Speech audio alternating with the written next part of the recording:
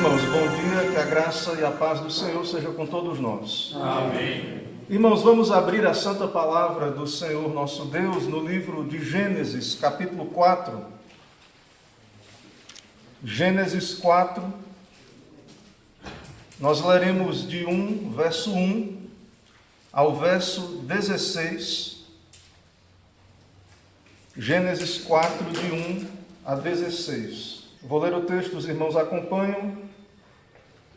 A palavra do nosso Deus diz assim: Coabitou o homem com Eva, sua mulher, esta concebeu e deu à luz a Caim. Então disse: adquiri um varão com o auxílio do Senhor. Depois deu à luz a Abel, seu irmão. Abel foi pastor de ovelhas e Caim lavrador. E aconteceu que, no fim de uns tempos, trouxe Caim do fruto da terra uma oferta ao Senhor.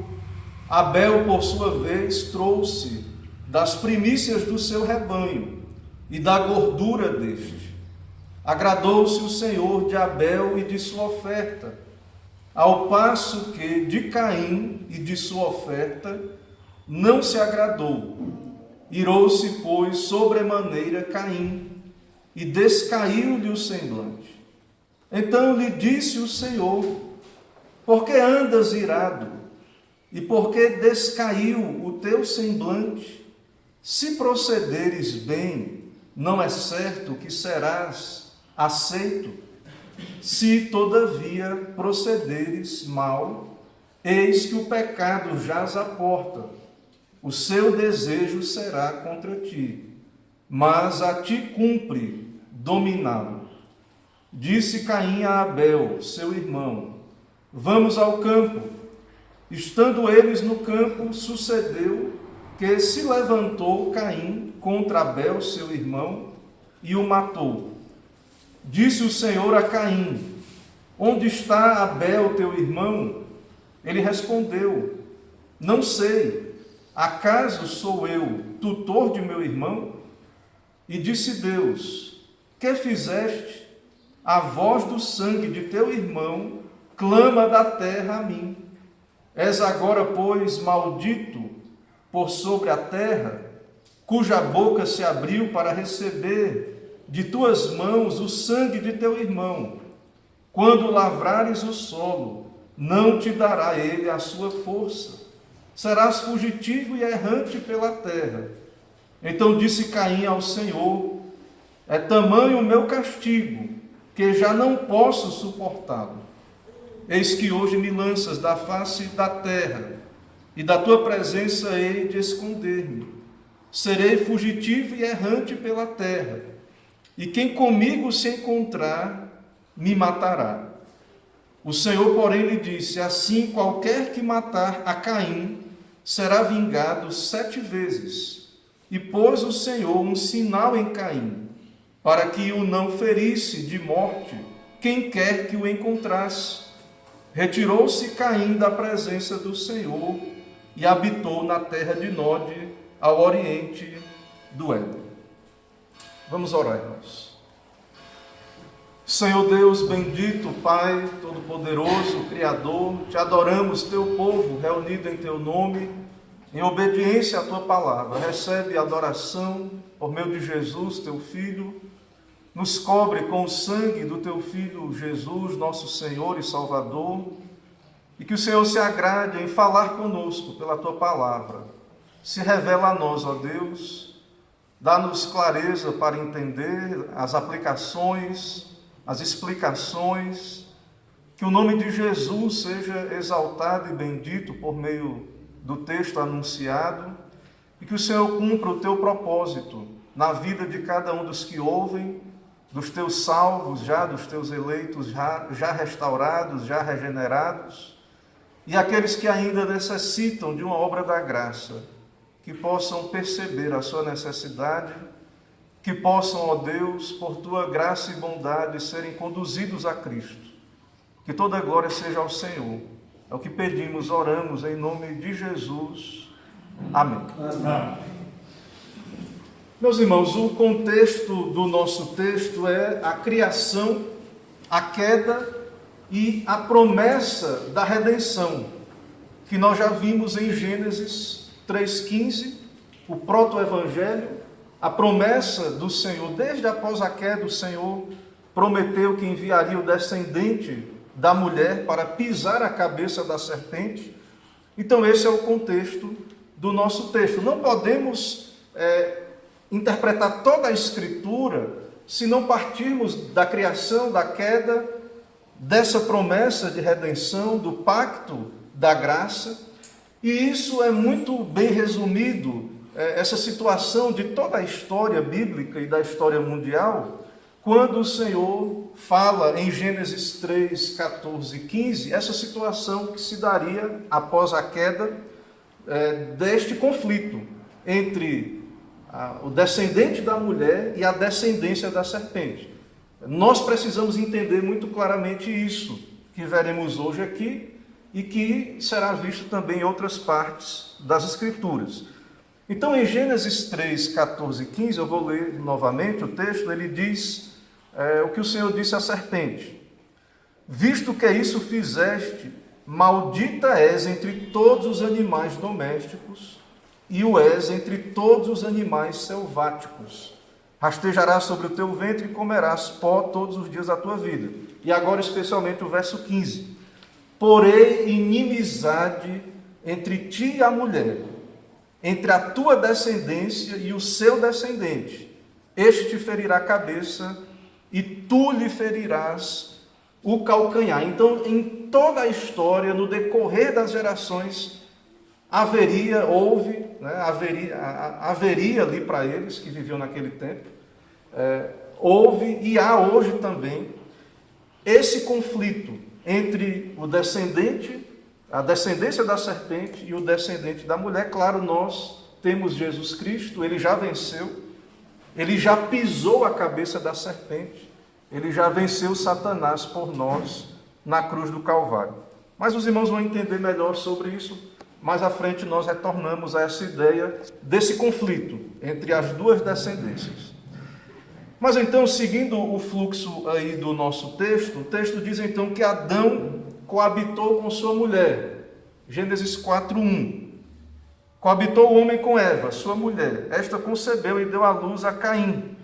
Então disse: adquiri um varão com o auxílio do Senhor. Então, a propagação da espécie naturalmente continuou após a queda. O contato íntimo, esse termo coabitou, o homem conheceu a sua mulher, teve o contato íntimo com a sua mulher e gerou filhos. O casal, segundo os mandatos de Deus, crescer e multiplicar, eles cumpriram então esse mandato e então Deus lhes deu a fecundidade, a fertilidade. Essa bênção, então, esse propósito de Deus continua, o homem prossegue cumprindo esse plano de habitar a terra e de se expandir sobre a face da terra. O primeiro filho, no verso 1, ele recebe o nome de Caim, é dado o nome de Caim. E nós percebemos a gratidão de Eva em uma palavra cheia de esperança. Ela diz: adquirir um varão com o auxílio do Senhor. E percebemos, interpretando Gênesis, à luz também de toda a Escritura, de que esta família é uma família que tem revelação, é uma família crente. Deus deu o Evangelho a Adão e Eva, ele falou do descendente da mulher para Adão e Eva. E Eva, então, e há muitos argumentos, há uma possibilidade muito grande, alguns argumentam assim, de que é possível de que ela já esperasse imediatamente que esse filho seria aquele a quem o Senhor havia dito. Ela se enganou, é bem verdade, nós sabemos. Ela estava equivocada. Infelizmente, Caim não é um eleito, não é um regenerado, ele mata o seu irmão.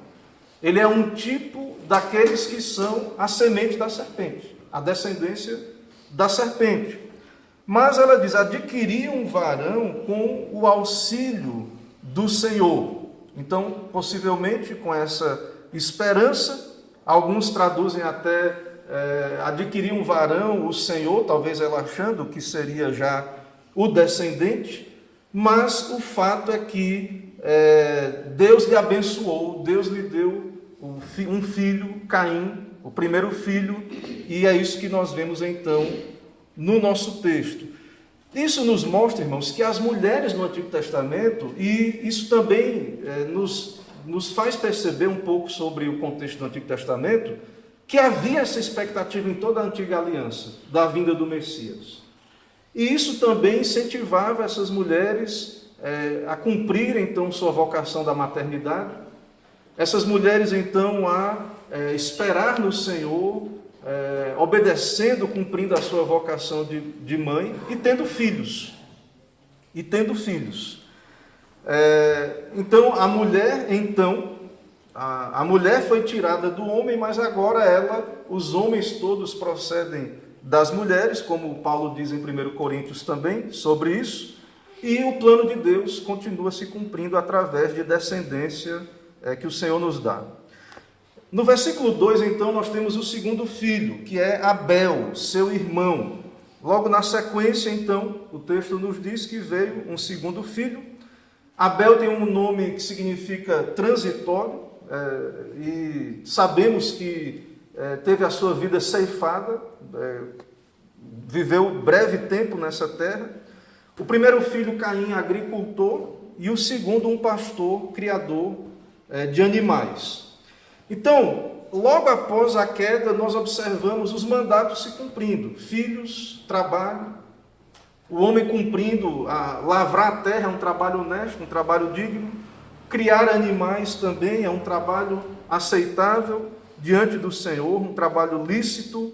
Então, vemos os homens cumprindo os seus mandatos, as mulheres também sendo mães, esposas, criando os seus filhos. Então, tudo isso está acontecendo. Na sequência, nós vemos então que também o culto ele continua. A adoração a Deus continua. E isso, irmãos, como sabemos, à luz da lei e de outros textos mais à frente, o culto é como Deus estabeleceu. E há revelação aqui. Então, Adão ouvia de Deus, Caim, vamos ver mais na frente, o Senhor trata com Caim. Possivelmente, então, há oráculos de Deus, não há texto escriturado, eles não têm escritura, mas Deus está falando. E logo após a queda, o Senhor falou, prometendo o descendente, e o Senhor também revelou o culto, sacrificou animais, que eles precisavam de cobertura, eles precisavam do sangue do Cordeiro, que todo culto ele precisa ser através de Jesus Cristo. A adoração tem sangue, nós não temos sangue mais, porque Cristo já derramou seu sangue na cruz do Calvário.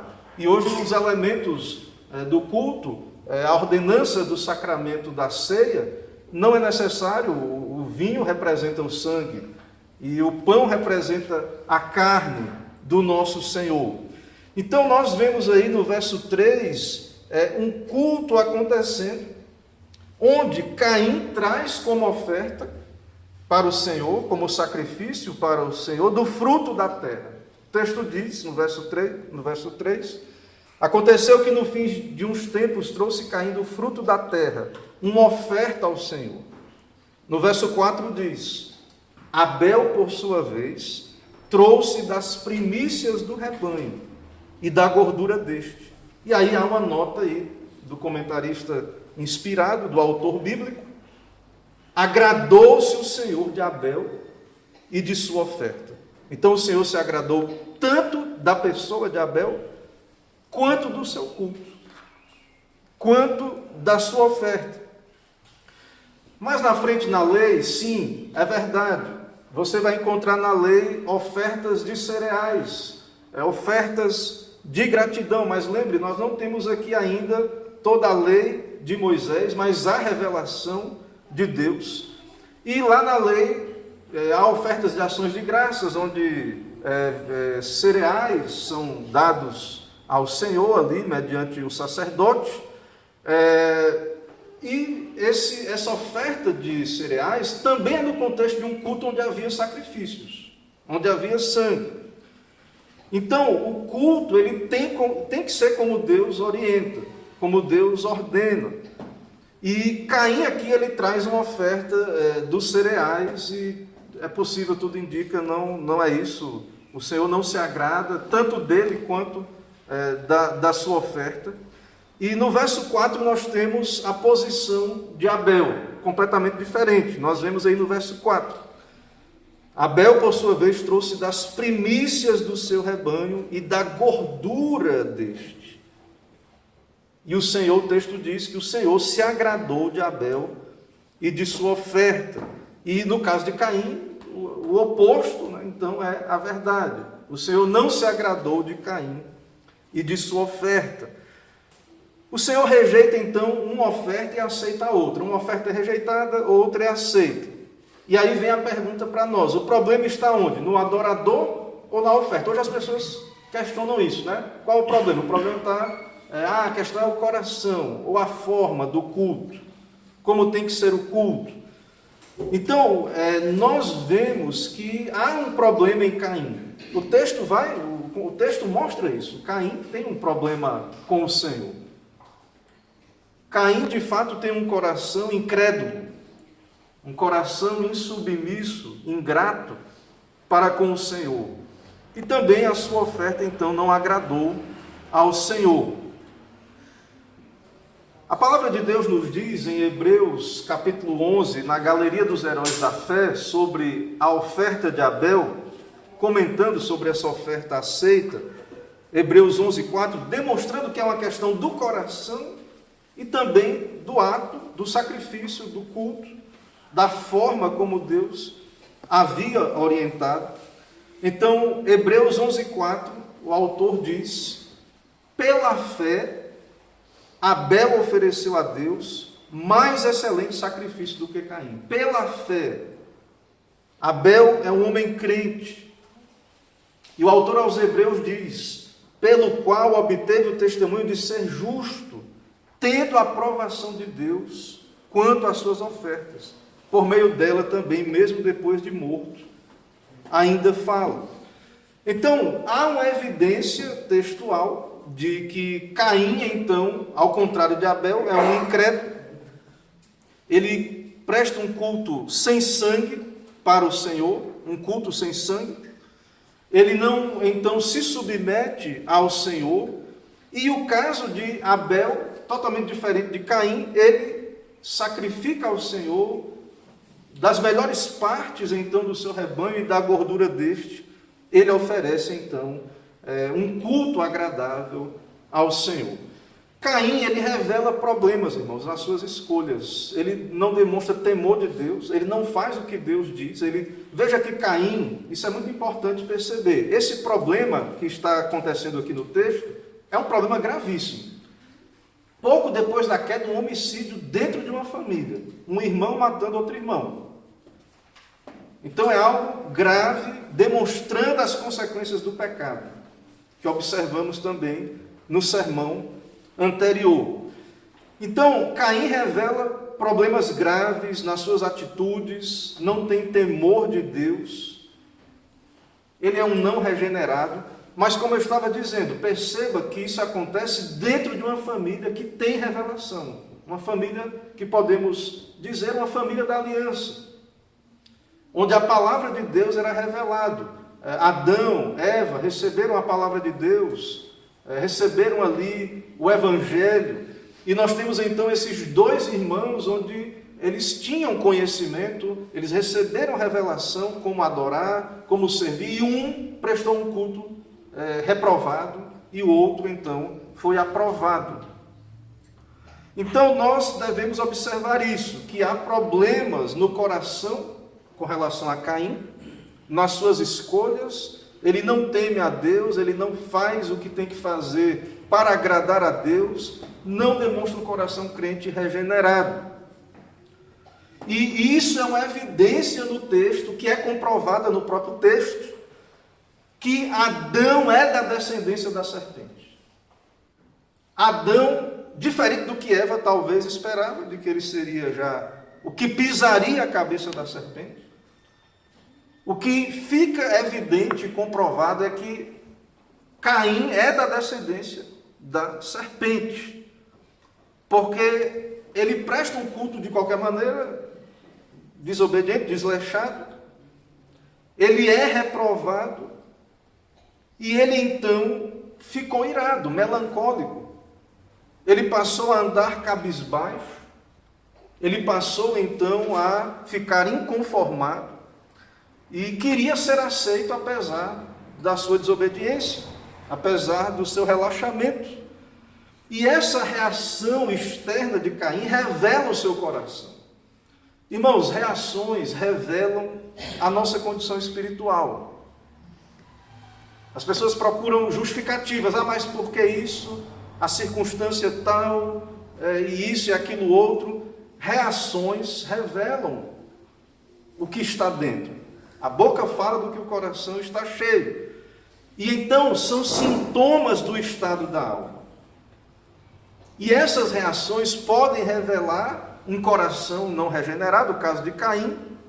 Sim, é verdade, pode ser um crente que não mortifica o pecado, um eleito, um servo de Deus que também está andando relaxadamente e será disciplinado pelo Senhor como filho, mas de todo modo, as nossas reações revelam o que está dentro do coração.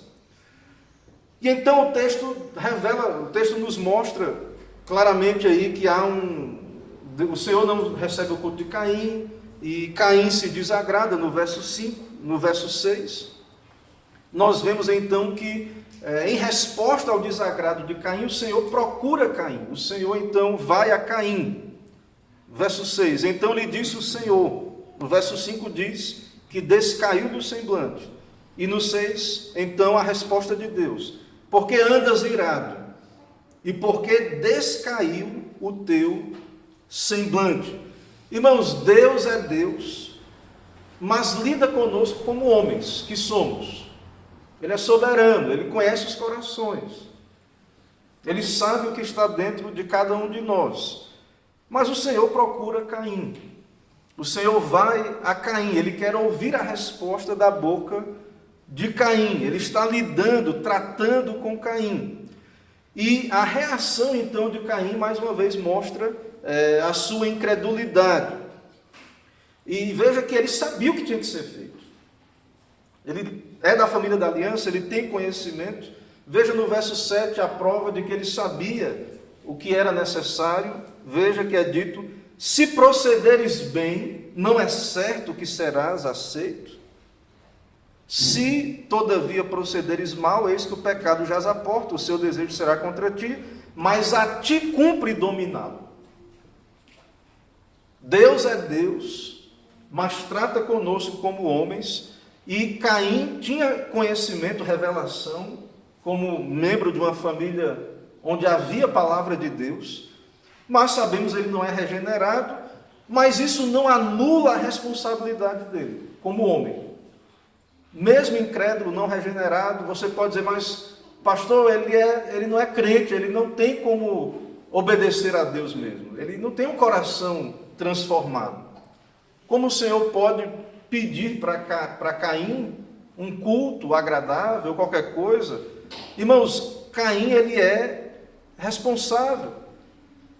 Mesmo não tendo o livre-arbítrio, mesmo então não sendo um agente livre, no sentido que as pessoas entendem aí fora, ele é responsável, porque a humanidade caída, ela é responsável diante de Deus, e mais ainda quando tem conhecimento, quando sabe. Ele sabia o que era bom, mas se deixou seduzir pelo pecado.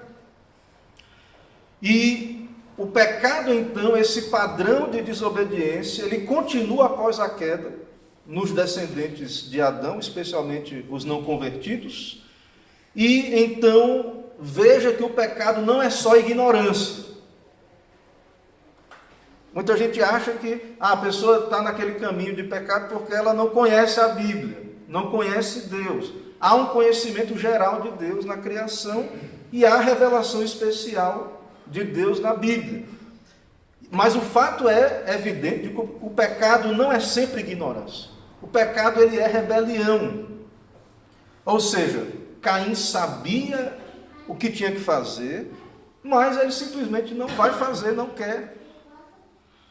De fato, nós sabemos, né, ele não é livre para fazer, mas Deus está tratando com ele. E ele deveria então ser humilhado, quebrantado, ir aos pés do Senhor, buscar graça da parte do Senhor, pedir ao Senhor que desse a ele fazer o que o Senhor pede, né? Como Agostinho dizia, né? Que Senhor, pede-me o que quiseres, mas dá-me o que me pedes. Então, a falta de capacidade de Caim de obedecer não justifica.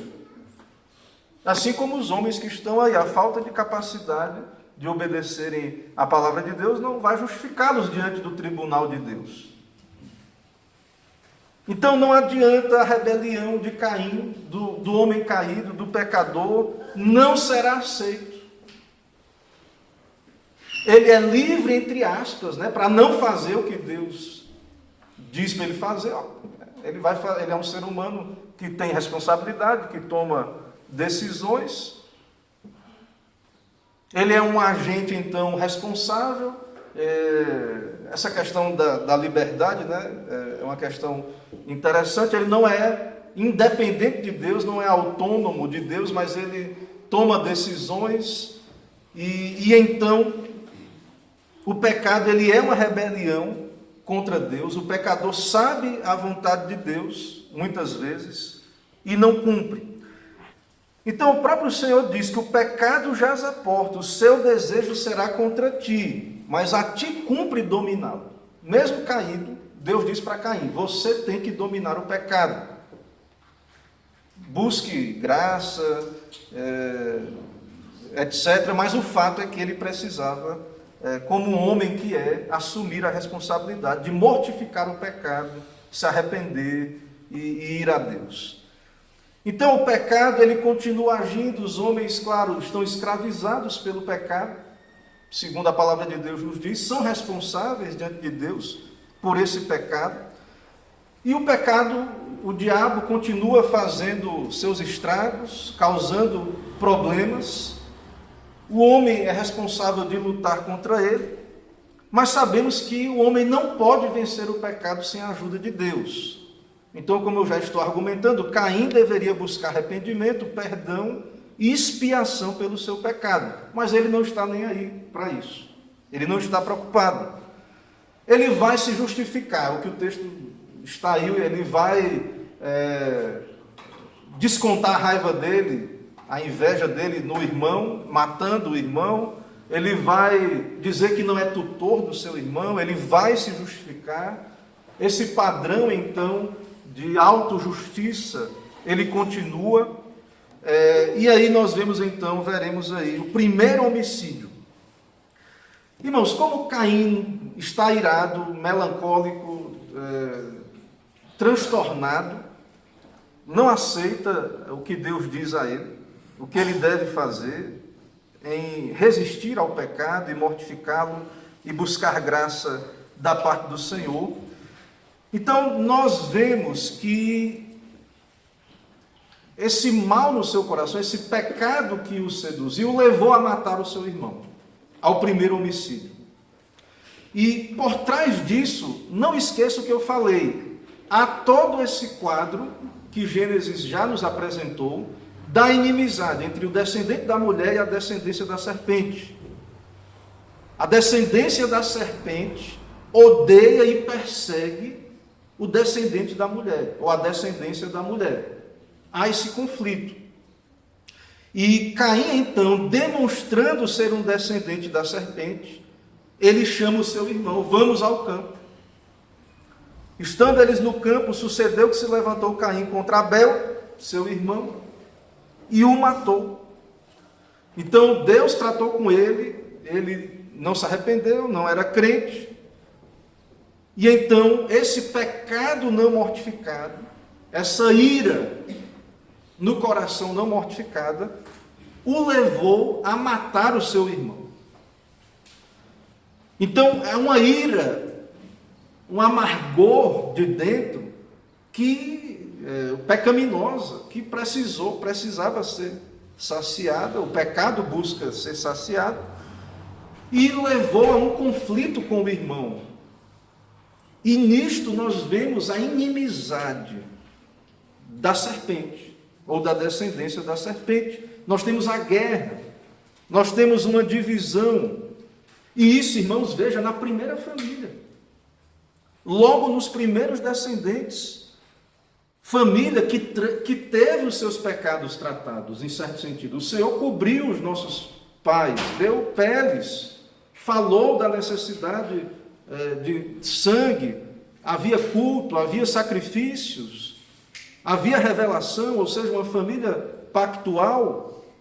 O culto está acontecendo ali, um dos filhos obedece e aceita diante de Deus, e o outro agride o seu irmão, tira-lhe a vida. É algo terrível, a sua fúria desmedida.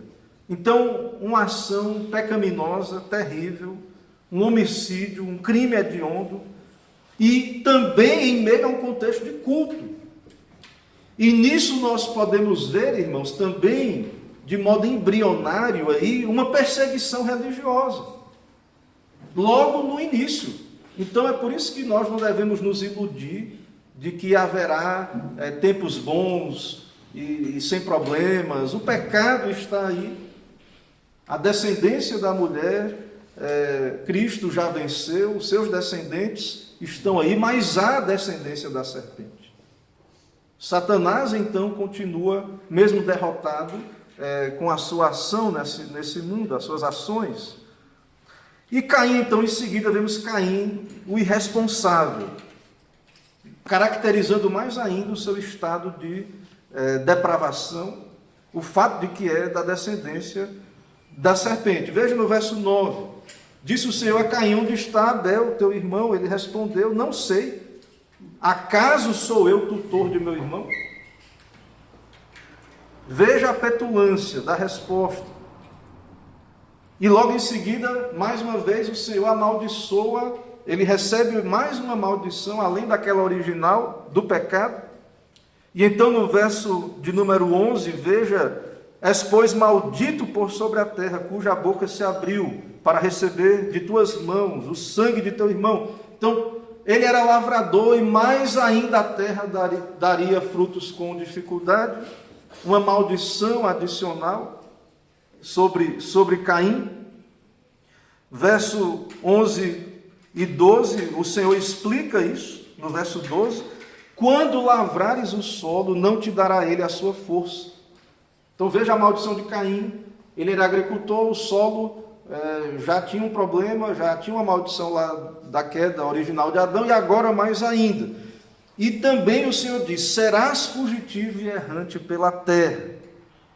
E Caim clama debaixo das consequências do seu pecado. Ele se queixa para Deus, ele se queixa diante do Senhor, certo? Nós vemos aí a queixa de Caim diante do Senhor. Verso 13: é tamanho o meu castigo que já não posso suportá-lo. Irmãos, o pecado então causou toda essa tragédia nessa família, onde havia a palavra de Deus, revelação de Deus, crentes, uma família pactual. E infelizmente um dos filhos cometeu homicídio, nós vemos sangue derramado, e vemos então a culpa do pecado tornando os homens fugitivos. Mas não havia formalmente um vingador de sangue ainda naquele tempo. Na lei vai ser dito que haverá um vingador de sangue, mas mesmo assim a consciência de Caim o perturba. E ele clama a Deus, e Deus então diz que há uma marca, em certo sentido aí, sobre Caim, no verso 15, que ele seria vingado também 7 vezes se alguém o matasse. Diz aí a marca no verso 15: e pôs o Senhor um sinal em Caim, para que não o ferisse de morte quem quer que o encontrasse. Então, Caim é um exilado. Ele sofre as consequências do pecado, o salário do pecado. Ele vive então uma vida miserável, fugindo, se escondendo dentro de cidades. Toda a ideia também depois de cidades fortificadas, por conta do medo do pecado, isso também, então, nos mostra essa realidade do mundo caído, onde há homicídios, guerras, é necessário proteção da vida contra essas investidas do mal. E Caim, então, ele depois veremos, precursor daqueles que constroem cidades e vivem dentro desse contexto. Irmãos, então, essa é a passagem. Vimos aí, então, essa questão da descendência da mulher e da descendência da serpente. Podemos observar essa questão, como isso se manifesta no mundo. Vimos também a questão do culto e também algo que quero falar para os irmãos a partir dessa passagem e dessa ideia, citando o nosso Senhor Jesus Cristo, dentro desse contexto em que o mundo está caído, há inimizade com Deus, há guerras, há problemas. E então, diante disso, o Senhor Jesus Cristo, nosso Senhor, ele diz em Mateus 10, a partir do verso 34, ele diz: não penseis que vim trazer paz à terra. Não vim trazer paz, mas a espada. Pois vim causar divisão entre o homem e seu pai, entre a filha e sua mãe, entre a nora e sua sogra. Assim os inimigos do homem serão de sua própria casa. Então, a primeira vinda de Cristo, a vinda do Senhor, não resolve todos esses problemas. Porque o pecado está aí. O homem está em rebelião com Deus, está separado de Deus.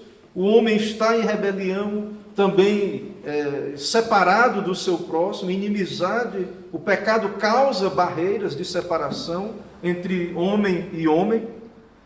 Então Jesus, ele vem, e essas questões, elas estão aí, irão continuar, e mais ainda com relação à questão religiosa, porque Jesus diz: quem ama a seu pai ou a sua mãe mais do que a mim não é digno de mim.